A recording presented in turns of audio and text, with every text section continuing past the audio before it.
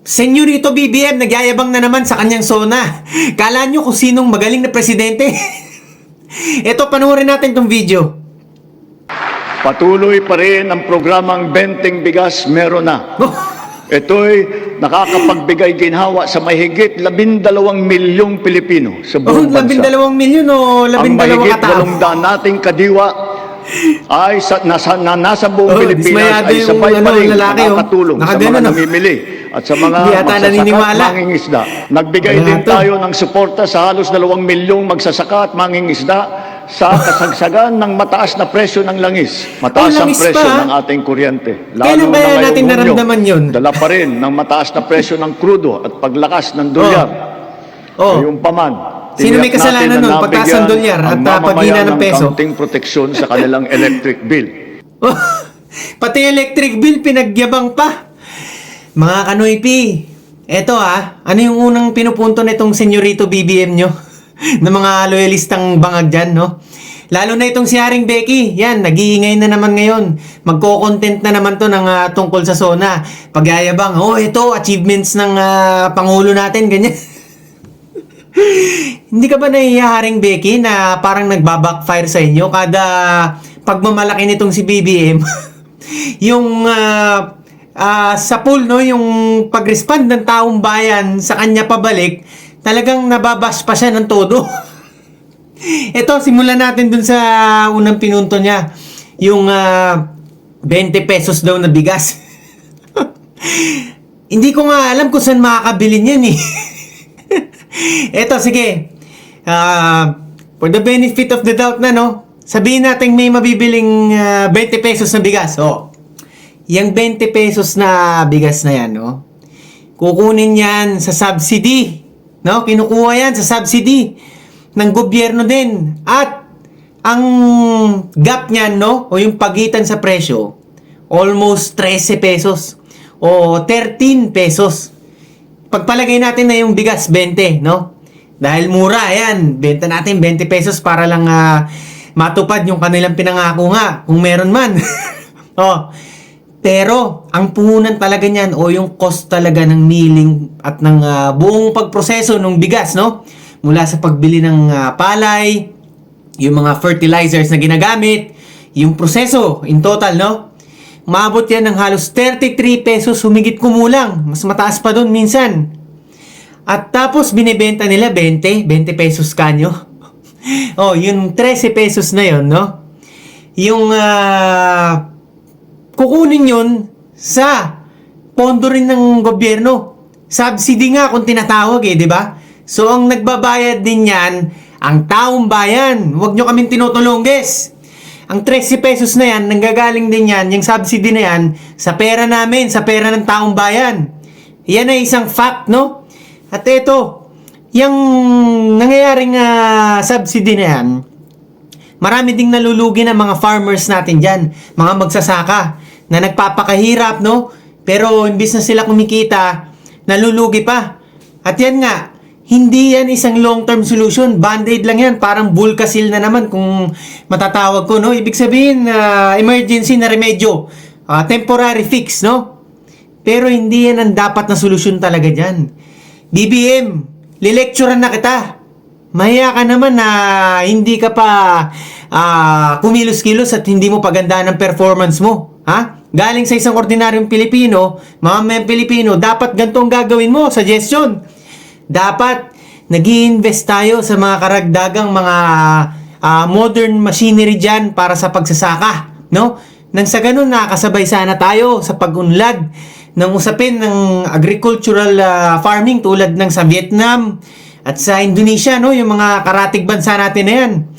Ang mura ng kanilang pagbebenta ng bigas sa kanilang mga citizens, hindi katulad sa atin. Para lang matupad yung pangakong 20 pesos, no?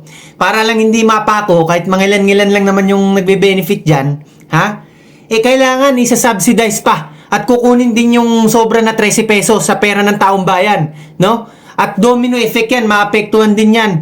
Pati yung NIA, yung ahensya ng gobyerno at iba pang mga ahensya ng gobyerno. NIA is yung National Irrigation Administration, no? yan yung namamahala sa mga irrigation, yung mga water systems. Kasi kapag wala yan, hindi natin ma-maintain ang ating mga dams, no? Related sa mga pagbahayan. At hindi lang yan, pati yung sa farming natin, pagka wala ang mga irrigation systems, isang beses lang tayo minsan makakapag-tanim, tapos aanihin yun, at dahil maulan, wala na. Wala nang kita mga farmer. Pero dahil sa irrigation systems natin, water irrigation, sagiging minsan 2, 3 beses pa sa isang taon, malaking tulong yan. Pero yung 13 pesos na budget na yan, na sinasubsidy, nawawala ng pondo ang NIA at ang iba pa mga ahensya dyan. So, domino effect nga. No? BBM. Basic naman. Basic na supply and demand din. Kala ko pa naman, nag-economics ka, ha? Law of supply and demand. Ha? Pagka dinagdagan natin ang kakayanan natin na mag-produce pa ng ating local harvest, bababa ang presyo, natural na yun. It will come eventually. Hindi na kailangan pilitin pa na mag-subsidy at tanggalan ng ibang pondo, ng ibang mga ahensya. BBM, ha? Kailangan long-term lagi ang ating mentality pagdating sa solution making ng ganyan mga problema, agricultural sector ng ating bansa. Oh, pangalawa, ano itong pinupunto niya? Yung nakatulong daw sa pagbaba ng langis. Alam nyo, hindi ko alam kung nananaginip ba ito minsan, itong si BBM, no? Sa dami-dami ng mga nagre-reklamo ngayon sa pagtaas ng presyo ng krudo at ng petrolyo, no? Sino ba naman siya para sabihin na talagang bumaba daw? Di ba? Ano yan? Sa ibang planeta ba yan, BBM? Ano yung pangatlo, ha?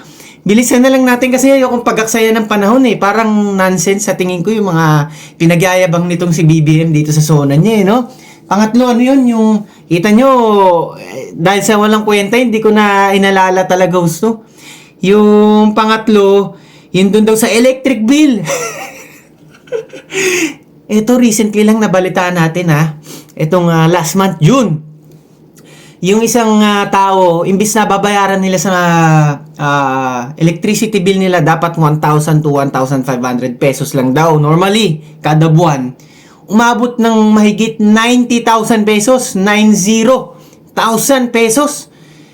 Tapos sasabihin na bumaba ang presyo ng electricity. Tapos yung mga ganyan daw, pinagyayabang ng itong si BBM na naiimbestigahan yung mga ganyan mga overbill. Ha?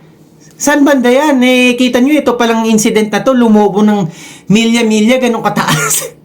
At ang dami pa mga Pilipino ngayon, nagkalat na sa social media, mga post ng mga nagre-reklamo nating mga kababayan na talagang sobrang paglobo ng kanilang mga monthly bills ngayon, no, sa utilities. Pagdating dyan sa mga pagbayad ng kuryente, grabe talaga. So ano na nangyayari ngayon sa Pilipinas? Ang nakikinabang na lang ba dito? Ang mga oligarko, ang mga malalaking kumpanya na namamahala ng ating electricity, yung mga electric companies na yan, di ba? Kawawa yung mga maliliit na mamamayang Pilipino, no? Na talagang kumakayod, lumalaban ng patas, at talagang nagsisikap para sa kanilang pamilya, tapos lolokohin lang pagdating sa simpleng usapin ng mga ganyang monthly electric bills. BBM, ang zona mo, no? Mas maganda sana kung ang posisyon mo, hindi ka na lang masyadong nagyayabang Yung talagang aminin mo na lang sana yung mga kakulangan ng gobyerno o yung mga kakulangan mo sa iyong liderato, no? Bilang aming Pangulo, instead na ikaw ay pinagkakalandakan mo na parang mga big achievements yan at parang gusto mong isipin ng mga Pilipino ngayon na parang makontento na kami sa inyong klase ng pamamahala. BBM, hindi ata tama yan. Hindi kami maniniwala dyan, no? So yan lang mga Kanoyping, dito lang muna tayo. Pero talagang nakakadismaya. Hindi ko na tinapos si Sona dahil nga naiinis akong pakinggan no? So yan, lagi ko lang kayong papaalalahanan na lagi kayong maging makabayan nang sa ganun. Ang Pilipinas ay maging Singapore one day. Hanggang sa muli, ang inyong pinakasiga sa mga siga, Tigasing Noypi.